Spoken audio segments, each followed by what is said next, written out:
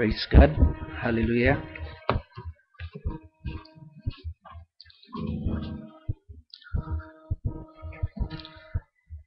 Bago tayo dadako sa exhortation, ayan muna natin na tayo ay magpasalamat muna sa ating banal na Diyos.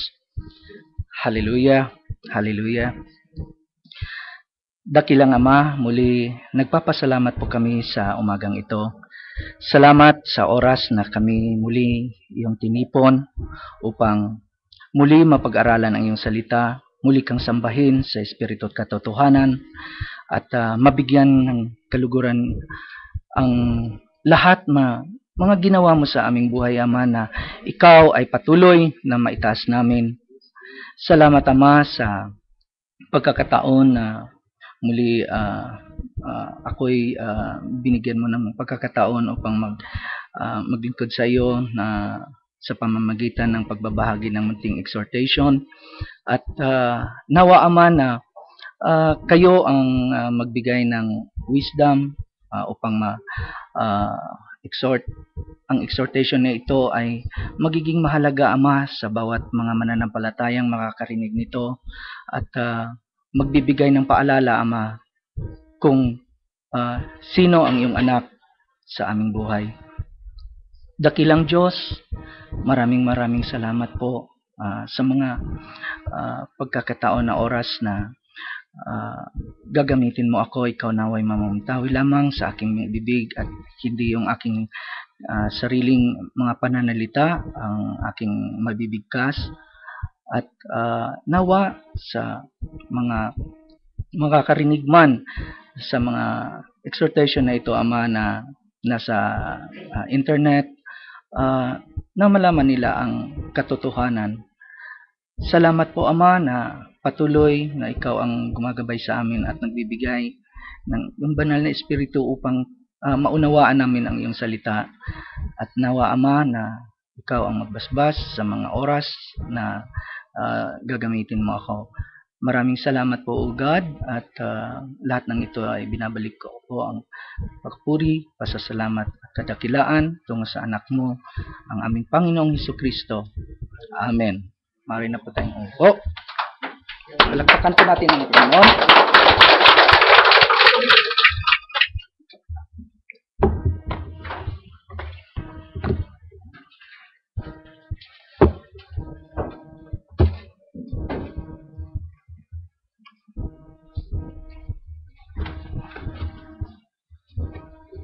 Ating buksan ang ating mga Biblia sa Luke 19 from verse 1 to 6.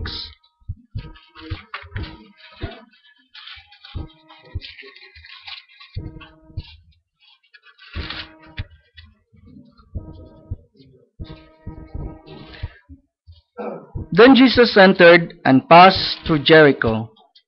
Now behold, there was a man named Zacchaeus, who was a chief tax collector, and he was rich. And he sought to see who Jesus was, but could not, because of the crowd, for he was a short stature. So he ran ahead and climbed up into a sycamore tree to see him, for he was going to pass the way. And when Jesus came to the place, he looked up and saw him, and said to him, Zacchaeus, make haste and come down, for today I must stay at your house. He made haste and come down, and he received him joyfully. Puri ng ating Diyos. Praise God. Mari na po tayong umupo. Hallelujah.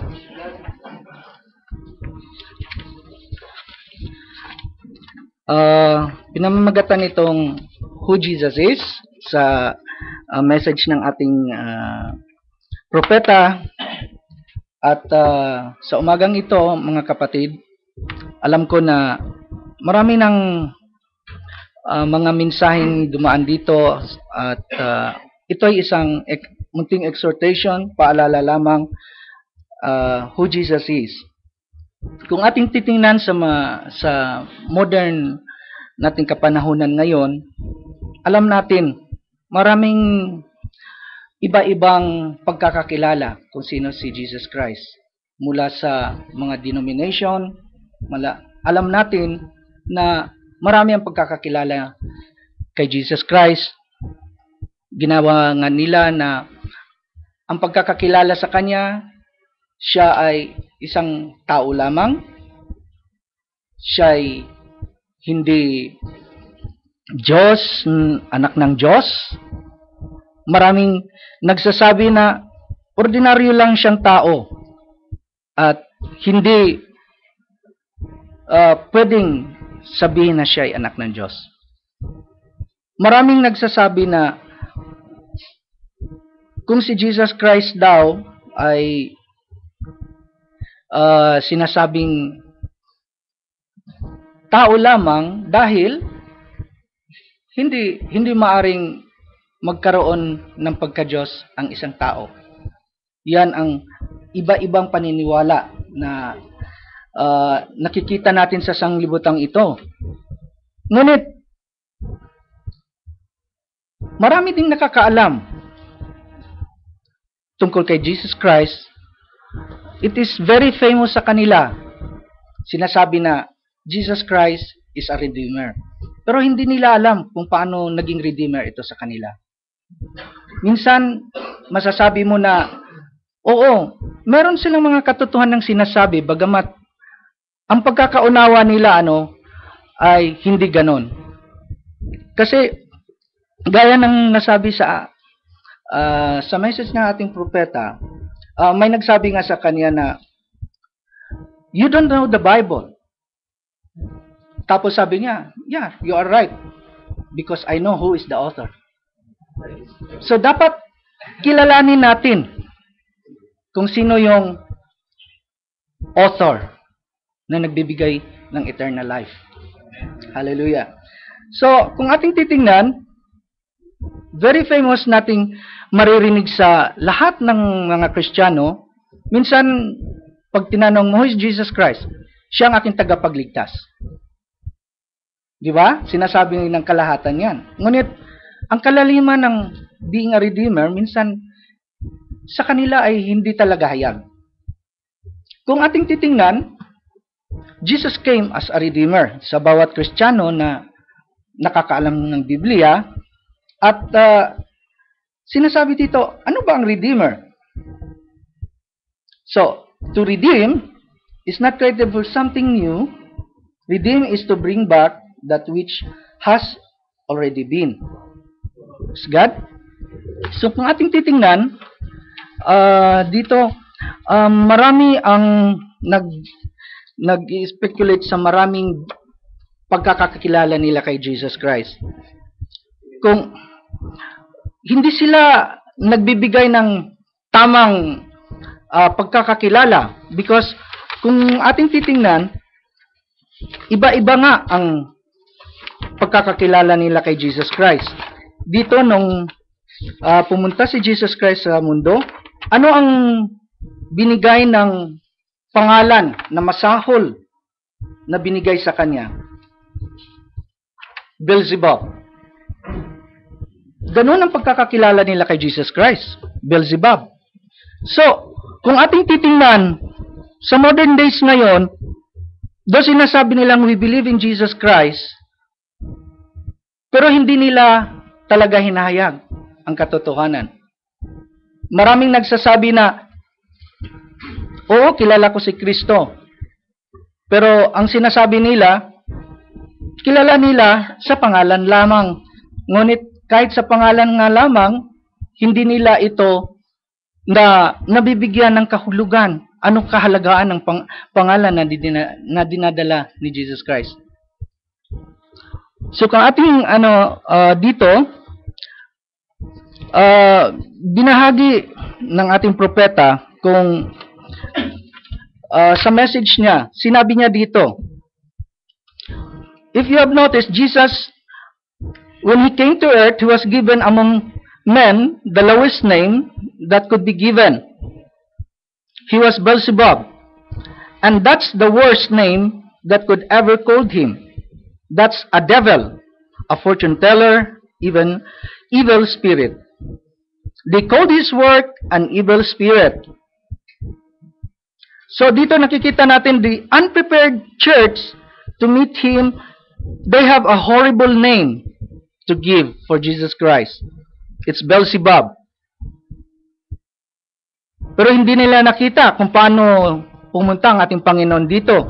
He came in the humblest birth that could ever be born, of a peasant mother, not even a place to lay down, to give birth to this baby.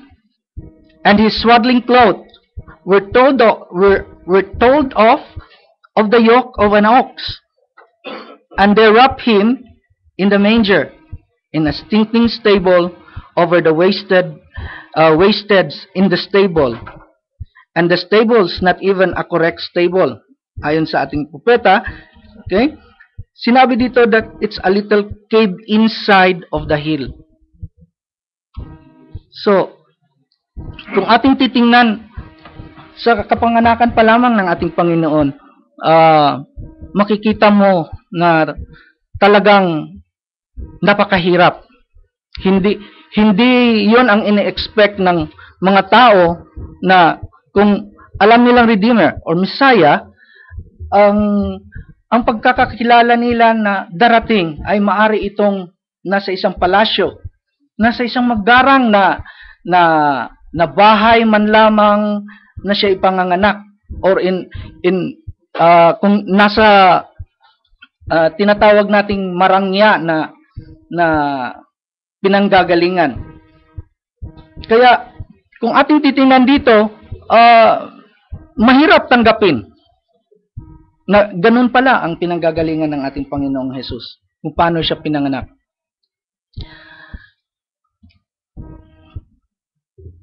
But God taught him till He gave him a name above every name, that's name in heavens or in earth. Exalted him so high till those His throne so high, He has looked down to see heaven. That's what God thought of him. Ang sabi ng propeta, I'm sure that our thoughts this morning, sabi niya sa message niya noon, that it will be the same. Ano? So, kung ating titingnan, ang pagkakakilala natin sa Panginoon sa tunay na kapahayagan ay malayo sa mga kapahayagan na nalalaman ng mga denomination. Hindi ito yung kanilang pagkakakilala kung sino ang ating Panginoong Jesus. So, kung ating babalikan ang ating passage na binigay tungkol kay Zacchaeus, gaano na lamang makita natin ang eagerness na makilala ni Zacchaeus ang ating Panginoon. Nagsusumikap siya na kahit sa kaliitan niya, humanap siya ng paraan upang makita niya ang ating Panginoong Jesus. Dito, sinabi nga ng ating propeta, sinabi niya rito kung sino si Zacchaeus. Kasi itong message na to, ito'y dineliver niya through a business group na mga mananampalataya, na dito, binigyan niya si Zacchaeus ng isang paghahalintulad. So Zacchaeus was just a businessman in the city of Jericho, and he was no doubt a fine man in his way. He was, let's say, I believe, being a fine man, he must belong to some church, one of the denominations of that day. Let's say he was a Pharisee, and he didn't go with views of his wife. In the first time, kasi dito, yung asawa niya, si Rebecca, let's say his wife's name was Rebecca. So, he didn't go with her views because she had believed on Jesus. She believed him to be just, he was the Messiah. Because she had seen him to do the signs of Messiah, her being a Hebrew watch after signs as well as the prophet, because that was their messenger. That's the reason that they could have never failed to have known him, because he was coming, the Son of Man. So, kung ating makikita, nagkakaroon ng eagerness si Zacchaeus dito dahil gusto niyang malaman talaga kung sino ba ang nababantog na pangalang Jesus na gumagawa ng mga miracles. Kasi during that time, sa mga nabilong si Zacchaeus sa mga grupo na kung saan ang sinasabi ng mga kasamahan niya ay wala yun. Ito ay mga pakulo lamang. Ganon ang pagpapakilala sa kanya. Ngunit, yung asawa niya ay nagdarasal about Zacchaeus na nawa makita ang katotohanan ni Zacchaeus kung sino talaga ang nakilala ng kanyang asawa na siya ay ang Misaya na hinihintay nila dapat. So, dito nakita natin na marami ang mga tao that time na talagang nagsusunod-sunod kay Jesus Christ na hindi siya makapasok dahil sa kanyang kaliitan, hindi niya masilip nga kung nasaan na si Jesus Christ. So, ang ginawa niya, umakyat siya sa sycamore tree para makita niya kung nasaan na. So, in that time, dumaan si Jesus Christ at nakita siya. Siya tinawag. Kaya, doon nagsimula na makikita natin na kung ang isang Kristiyano may pagsusumikap na makilala ang tunay na Diyos, siya ay hahanap ng paraan. Hindi siya mananatili kung ano lang yung naririnig niya. Hindi siya doon mananatili na sinabi ng mga kasama niya, hoax lang yan. That's nothing. Mga palabas lang yan. So, ang bilang tunay na pinili ng Diyos, ito ay nagsusumikap na magsaliksik sa katotohanan. Hindi ito tumitigil kung ano lang yung naririnig niya, kung ano lang yung mga nakikita niya sa palibot. Ito ay sinusuri niya ang katotohanan. Lalong-lalo na sa Biblia. Kasi, ang mga tao ngayon, lahat nagbabasa ng Biblia. Walang sinuman na magsasabing ako'y Kristiyano at hindi ko alam ang Biblia. In fact, lahat ng mga Kristiyano nagsasabi mo na memorize ko pa nga ang lahat ng verses sa Biblia. Alam ko from cover to cover. So, kahit sinong mga Kristiyano ngayon, nowadays, makikita mo silang dala-dala ang Biblia. Ngunit, kung tatanungin mo sila, ano ba ang pagkakakilala mo kay Jesus sa buhay mo? Mababaw lamang ang kanilang masasabi. Generally, sasabihin nila, Jesus Christ is my Redeemer. He's our Messiah. That's it. Pero, bakit walang personal relationship talaga na makikita mo? Kasi bakit? Hindi nila kasi sinuri ang author ng Biblia. So, ang bawat Kristiyano ngayon, sapat na sa kanila, nababasa nila ito word for word, gaya at praise God. Dito sa church natin, hindi lang tayo nagdidepende sa word na nababasa natin. We ask for revelation. Amen. Upang ang mga salitang ito ay mabibigyan ng buhay. Kaya, ang nangyayari ngayon sa sanlibutan, inaano lang nila kung ano yung nababasa nila, yun ang kanilang inuunawa lang. At labas doon, kung ano man ang panibagong revelasyon, likod sa mga verses na kanilang nababasa, hindi na nila ito pinakikinggan. Kaya napakahirap. Kasi sabi nga ng ating propeta na I have to know the author of the Bible. Not only knowing the words, it is written here. Kasi this will mean nothing to you if you don't know the author. Because it's the author gives the Holy Spirit. Sabi nga, ito yung magbibigay ng banal na espiritu upang ang mga letra na ating nababasa o mga salitang nanggagaling sa Biblia, ito ay mabigyan ng buhay. Upang maunawaan natin. Dahil marami sa ngayon na ang sariling pang-uunawa nila sa Biblia ay yun ang ay ginagawang doktrina sa lahat ng mga churches.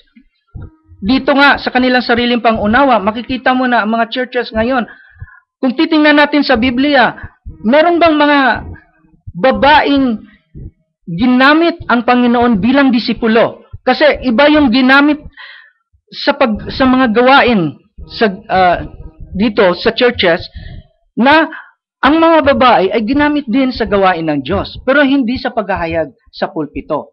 Or gaya ng tinatawag nating 12 disciples. Meron bang isang babae na pinili ang ating Panginoong Hesus na gawin niyang disipulo? Wala. Kaya, ang katuruan ngayon sa mundong ito, ibang-iba na. Kaya kung makikita mo, bakit nangyayari ito? Dahil lamang sariling pangunawa ang ginagamit ng tao sa Biblia. Hindi nila sinusuri ang author ng salitang ito. Kaya kung ating makikita kung gaano si Zacchaeus nagsusumikap na bagamat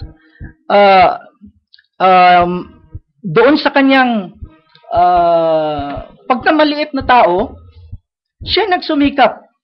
Talagang naghanap siya ng paraan upang makita niya ang Panginoong Hesus.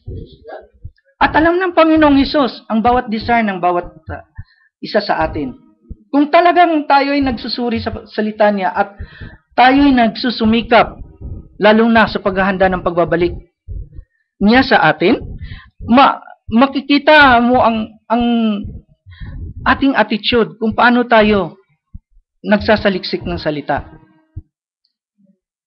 Kaya kung titingnan natin, si Zacchaeus, bagamat maliit siya, at sa dami-dami ng tao, makita niyo lang na napansin siya ng Panginoon. Dahil alam ng Panginoon ang puso ni Zacchaeus. At dito, purihin ang Diyos kasi ang kanyang asawa na nagdarasal na kung anuman ang kanyang pananampalataya at pagkakakilala niya sa Panginoon, ganun nawa ang mangyari din kay Zacchaeus. Ito ay isang halimbawa din na ang mga mahal natin sa buhay, kahit nandito tayo, dapat natin patuloy na ipanalangin. Kasi ang nangyayari ngayon, iba yung nandirito tayo na nagsasalo-salo sa salita ng Diyos, na wala yung kanilang tunay na presensya dito. At lang yung kung ano lang binabahagi natin sa kanila, maaring pinapanood lang nila yung ating mga napagsasaluhan dito sa ating church. Iba yung pagtanggap nila pa rin. Kaya patuloy natin na idalangin yon na bigyan sila ng kaunawaan tungkol sa banal na espiritu na ang bawat napagsalusaluhan natin dito ay magkaroon din ng meaning sa kanila na mauunawaan nila yon. So, ganun ang nangyari. Si Zacchaeus, nagsumikap siya. At doon, makita natin dito na nakita ng Panginoon siya at ang Panginoon mismo ang nag-alok para pumunta sa kanila. So, ang bawat Kristiyano, nagsusumikap sila nawa na makita ang katotohanan.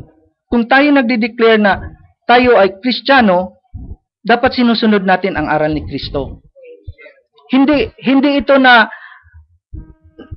tawag lamang, o hindi man ito, minsan kasi masasabi ng iba na I am a Christian, not even in words and in deeds.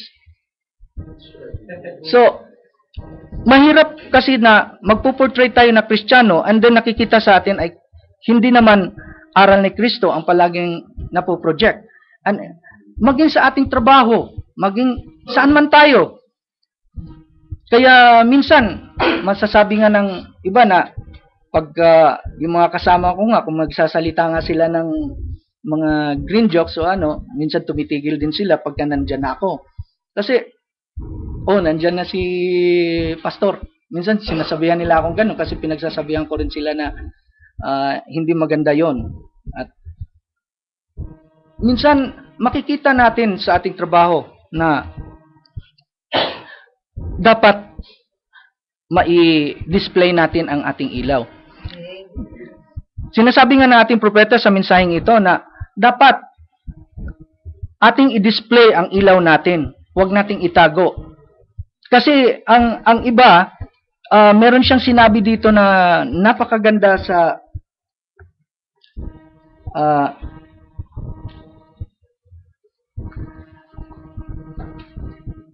meron siyang sinabi dito na napakaganda.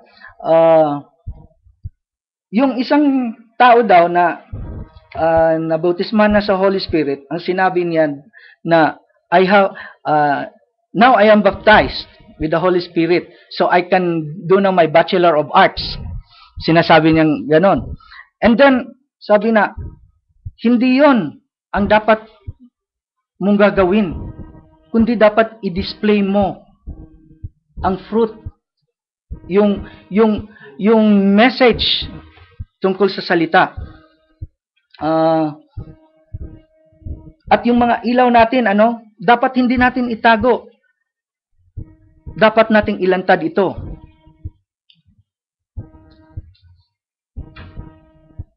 So, kung ating titingnan,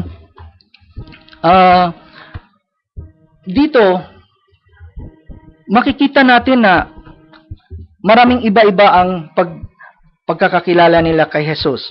So, gaya ng nabanggit ko kanina, na mga masasama ang mga pangalan na binigay nila kay Panginoong Jesus. At dito, makikita natin na kahit doon kay Zacchaeus, sa mga marami niyang naririnig na mga negative feedback tungkol sa mga kasama niya kay Jesus Christ, hindi siya natinag doon, hindi siya tumigil at naniwala. Sinaliksik niya ang katotohanan. At dito, natagpuan niya ang katotohanan.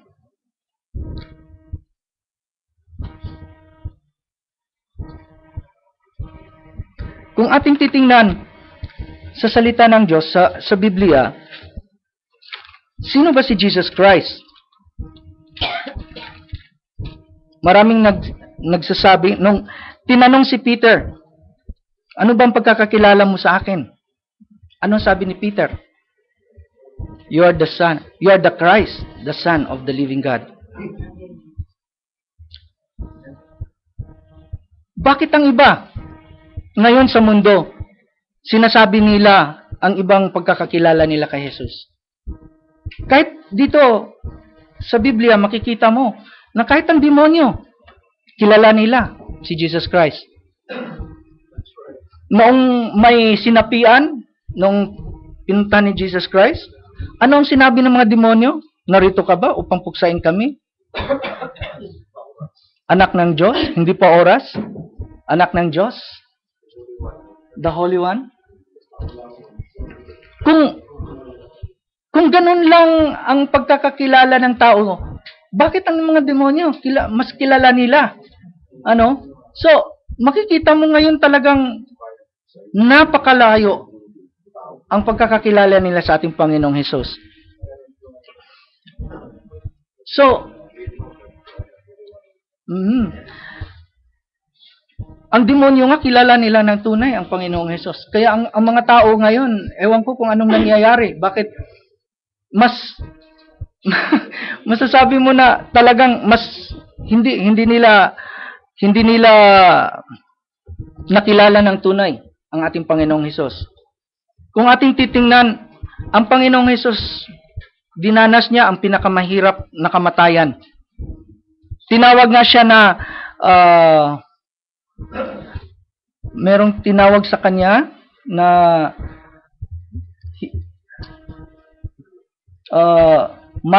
male factor. Namatay siya na as a male factor. Ito ay katawagan ng isang taong nag-commit ng crime or gumagawa ng katampasanan or evildoer. Ganun ang pagkakakilala nila kay Jesus Christ.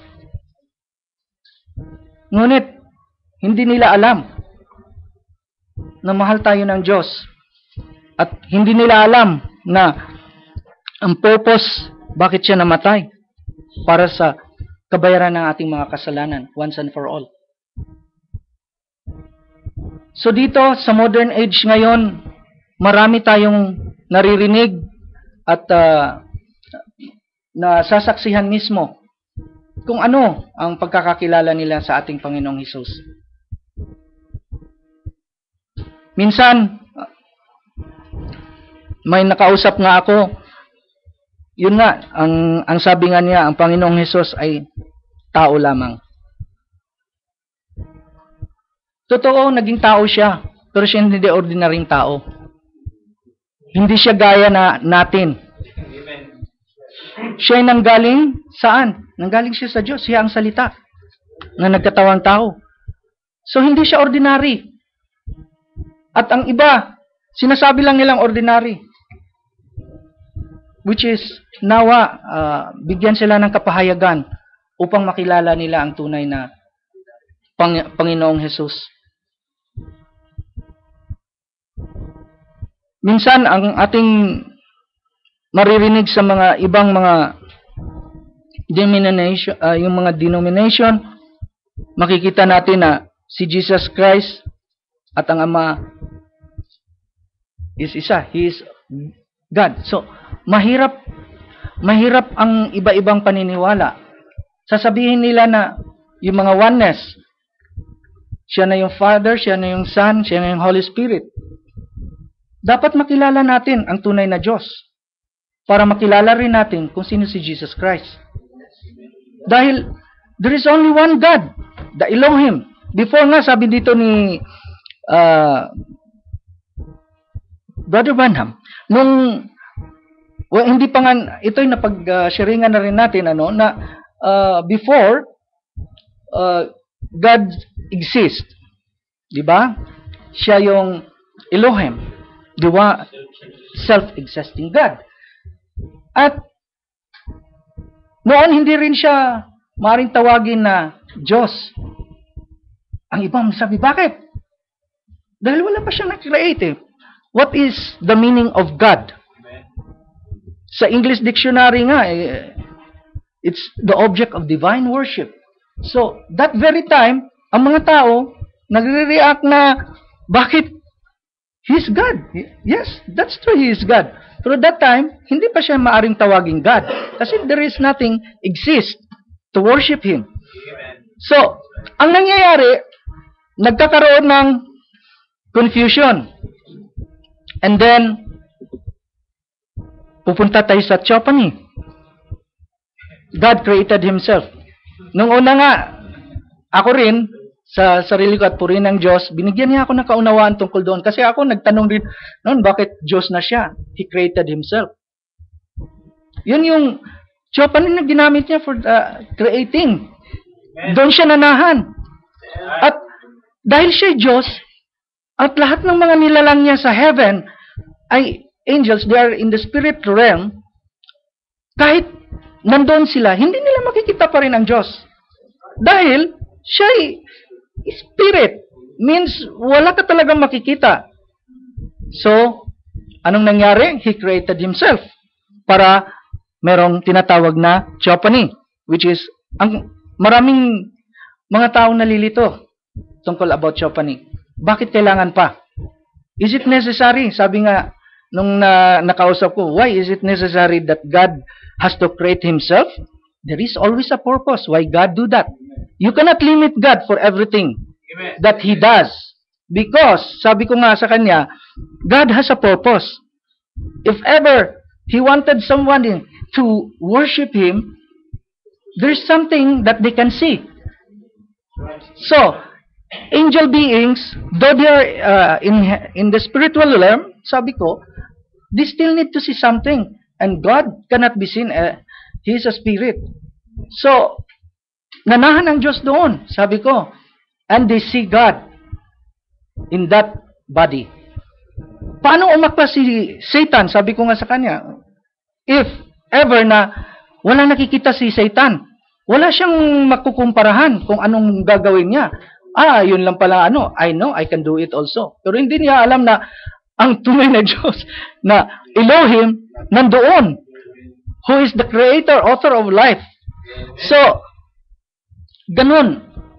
Ang sinabi ni Brother Branham, I must know the author of this book. Dahil, kung hindi natin kilala ang tunay na Diyos, hindi natin makikilala si Jesus Christ, who He is. As He was the Word. Kung titingnan natin, sinasabi nila, no, hindi siya Diyos. Sinasabi ng Biblia, na kahit yung dinatnang ng salita ng Diyos ay tinatawag na mga Diyos at hindi maaaring sirain ng kasulatan. How much more that Jesus is the Word?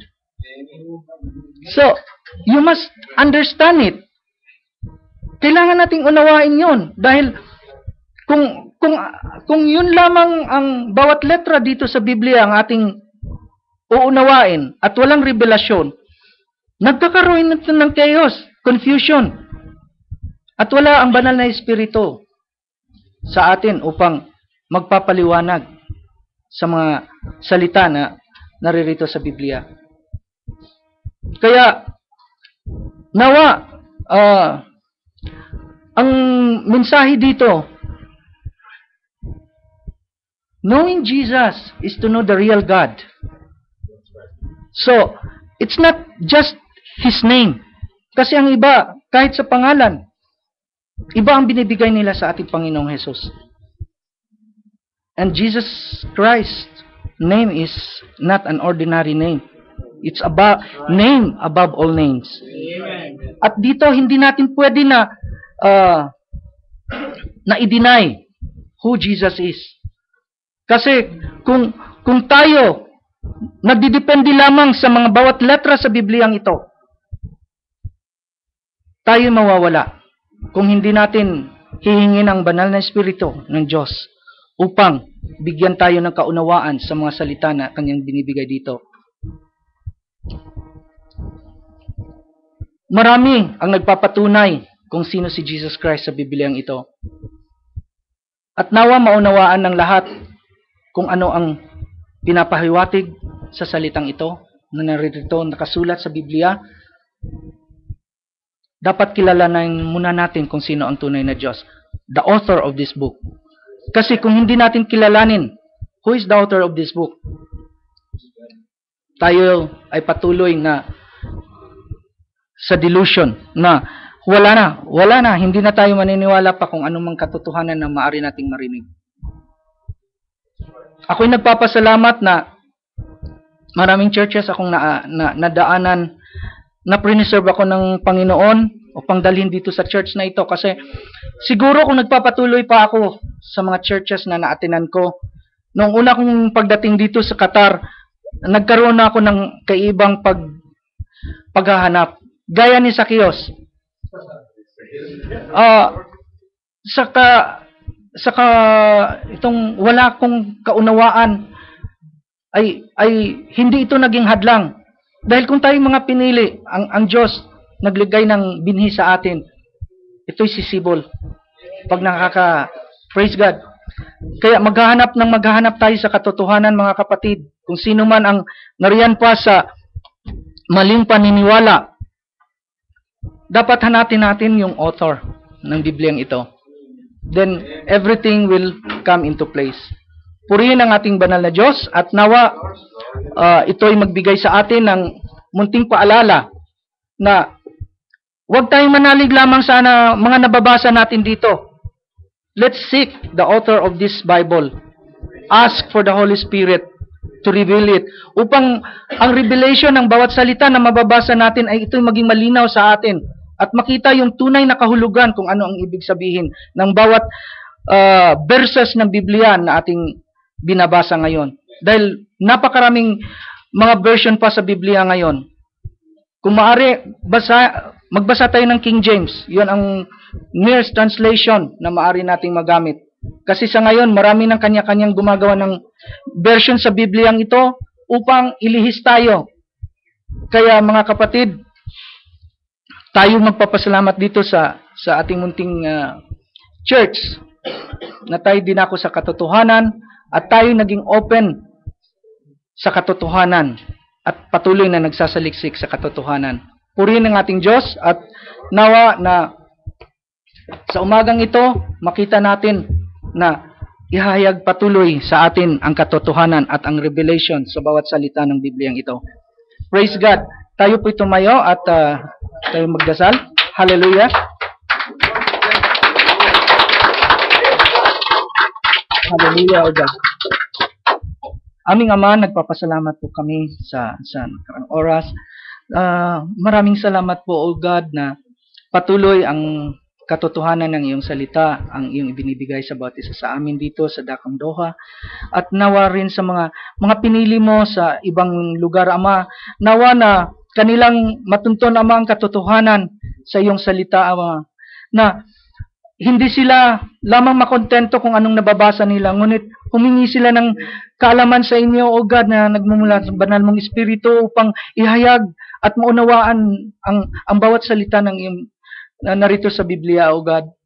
Maraming salamat po, O Ama, na hindi mo kami hinayaan na kami ay patuloy manahan sa hindi namin makilala ang katotohanan at binigyan mo kami ng lugar na ito, O God, na ng munting church na ito, O Panginoon, na nawa i-bless mo patuloy sa mga kapahayagan. At kami, Ama, gawin mo ring humble, Ama, sa aming mga puso, na hindi kami magmamalaki kung ano ang meron kaming naintindihan sa iyong salita. Ngunit dapat ito'y aming ibahagi, Ama. Ito'y ipakita namin sa aming pamumuhay na ito'y nagre-reflect ang bawat natutunan naming kapahayagan, Ama, sa iyong salita. Maging ako, Ama, na nananalangin na tulungan mo po ako na mag-isakdal, Ama, sa gusto mong mangyari sa buhay ko, O God, na makita mo, Ama, ang iyong salita na ito'y magniningning sa aking buhay. At ganun din po sa mga kapatiran ko, O God.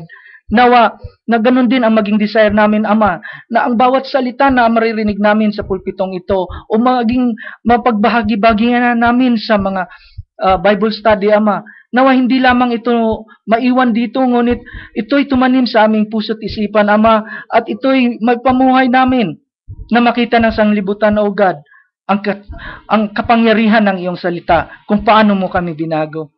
Maraming salamat po, Ama, sa sandaling ito at binabalik ko po namin sa inyo ang lahat ng papurit pagsamba sa tanging pangalan ng iyong bugtong na anak, ang aming Panginoong Hesukristo. Amen. Amen.